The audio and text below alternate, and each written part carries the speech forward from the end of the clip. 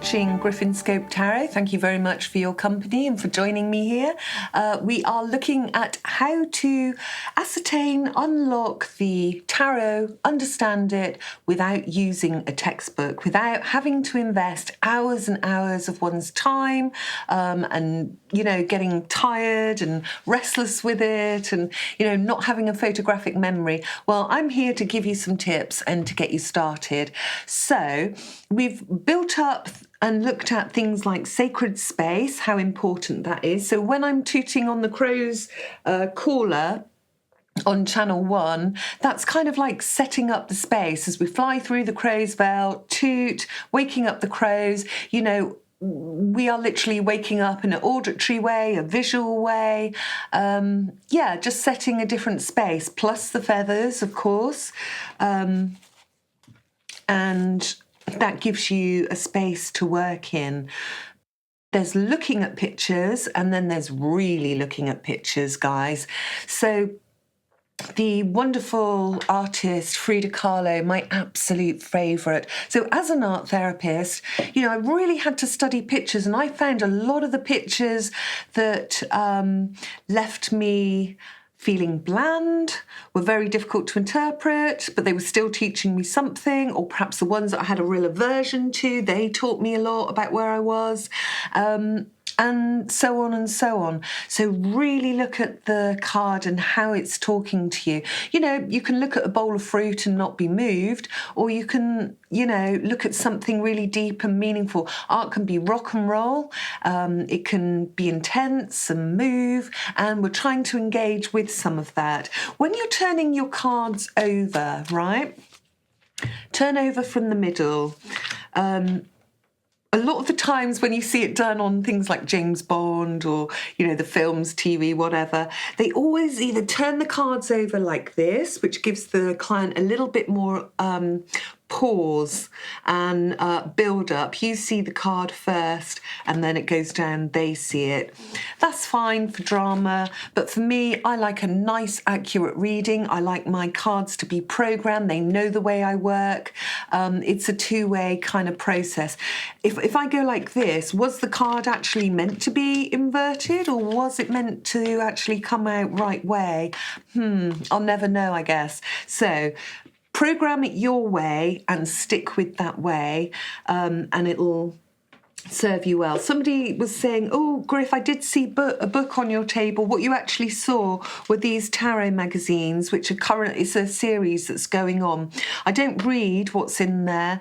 I actually collect the tarot cards because you get a free deck each go. So yeah, it started off at $1.99 and I think it's now gone up to $5.99. So it's still cheaper than an actual normal deck. But yeah, the writing in it isn't so good for me.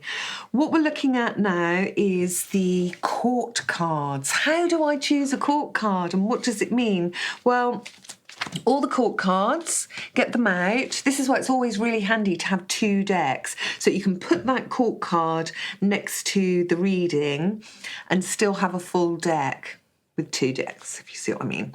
So yeah, I'm going to put all the court cards out.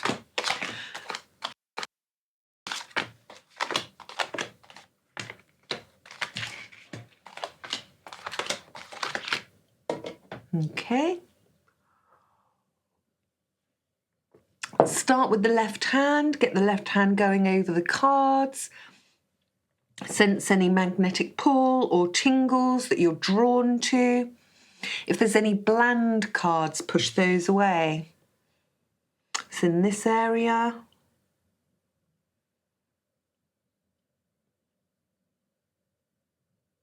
See, this hand is communicating to me. This hand isn't dead. It's got a whole language of its own going on right now. Right, let's push those away. It's not those. It's out of these cards here. So which is my court card? Which is my court card? Court cards can change. Unlike a birth card, which we're going to go into next, birth card stays the same throughout. The court card may change with each reading that you do on that person or yourself. It's that one, just came through very strongly. So let's see what it is and relate it. It's the Page of Cups. What am I always saying? This is my baby, this channel. I'm going to put everything into it. It's a dream from the imagination, and it's heartfelt, soul-felt. Okay, there we go. So if I was going on to do myself a day reading, that's what I would have to one side. Now, birth card. Birth card is going to be like a mirror reflection of your character when you know it. So I've written them all out so you can tally up from your date of birth, your sun sign, and then your birth card in the tarot. The birth card is going to be telling you the dances of the energies and the cycles that you're going to be in, that you're going to be learning about. What are those soul lessons? Why are you here? What are you here to learn? That's going to tell you some of it. It's going to reveal some of it. So, for instance, with the Emperor there, you know, somebody's going to learn about to trust their own voice, to be a leader, to be able to delegate, to be able to take a middle road that's strong and truthful and genuine so that you can help others, maybe. So that goes with Aries. When you think of old astrological medicine as well and how it relates to the different body parts, think of the Emperor, you know, the same as a battering ram. They have very pronounced jaw areas and skulls. I'm thinking of a particular dancer actually, and he's got a very pronounced jawline. And I was thinking, crikey, your mum must have fed you well, all that calcium, etc., and minerals. Really good jawbone structure. Really reminds me of I haven't had the courage to ask him if he's an emperor, but I'm sure he is. Just judging alone by the head structure, you can tell these things.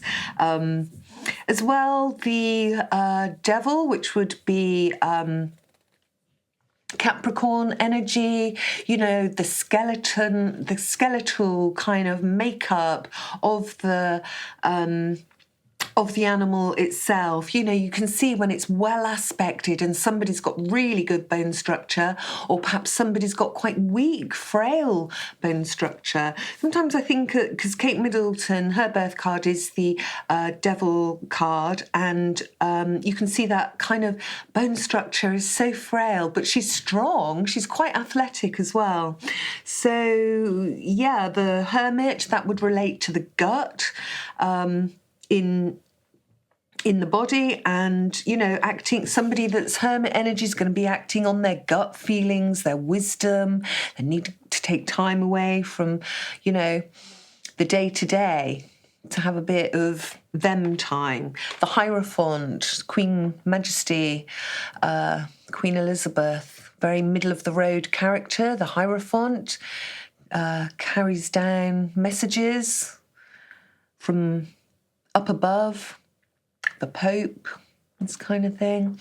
So have a look what yours is. Your homework is to really get to grips with that. When you're doing your day readings, put your birth card to one side out as well, if you can. Now then, we are moving on to... Actually, before I do that, let me just do a couple of questions. Somebody asked me, does it matter the surface that you work on with your readings? Absolutely, yes, it does. Somebody came to me, a client, the other day, and she was somebody that was really into kind of self-awareness and journaling and that kind of thing. And she put her journaling writing pad on the table that I was going to be doing the reading on. And I was thinking, what are you doing? Like, it's full of all her conflicts and negativity that, bless her, she's trying to channel through and work through, but not the place for, you know, that needs to be someplace else. We want a nice, clear energy space for a clear reading. What we're reading is energies. What we're feeling inside us is energies. Life is energy. So it's important to kind of observe that. Yeah, so the song that I want to leave you with today is a Chris Isaak song called Wicked Game, and it really reminds me of the King of Cups. We had the Knight and the King of Wands yesterday. Or was it the Knight of Cups we had yesterday, Yuzuru? This time, today, we've got Chris Isaak as King of Cups energy. It's about 3 minutes long, this song, Wicked Game. It's about the game of love, I guess, and how the game of love, the subtext, goes horribly wrong, I'm afraid. He's just completely encompassed by this wave of emotion at the end for the woman that he loves, represented in the Ace of Cups there. And of course it brings a bit of foolish behaviour because he ends up heartbroken. It's a really, really good song, but it'll evoke the King of Cups. You'll see exactly what I mean. Very dreamy, very nostalgic, very sensual, very loving, and it's just heaven. Okay, I will definitely leave you now after this one. This is a collection of my tarot cards that I've had throughout my life. These are the oldest, and these come from a shop in Amsterdam. I used to live in Amsterdam, and it was called All About Du Monde. All About the World. They had tarot cards this big, round ones, triangle ones, every kind of tarot card that had ever been created. 2 floors as well. It was fantastic. Right next to the water too. These ones are travel tarot decks. Crow and Mystical the Norman then, and this is a homemade one that I've done with the trees, so indigenous trees that are in the UK, so things like holly and oak, that kind of thing, because all the trees have a folklore that go with them as well. You will find your own when you work with them. I've got Native American totem animal cards there. They've all had their phases. Imagine how many readings have been done with these. Absolutely tons. And then this end, we've got things like candles to help create the sacred space, and incense. I also keep a little thing of elastic bands in the rosin box so that I can just keep things in order here.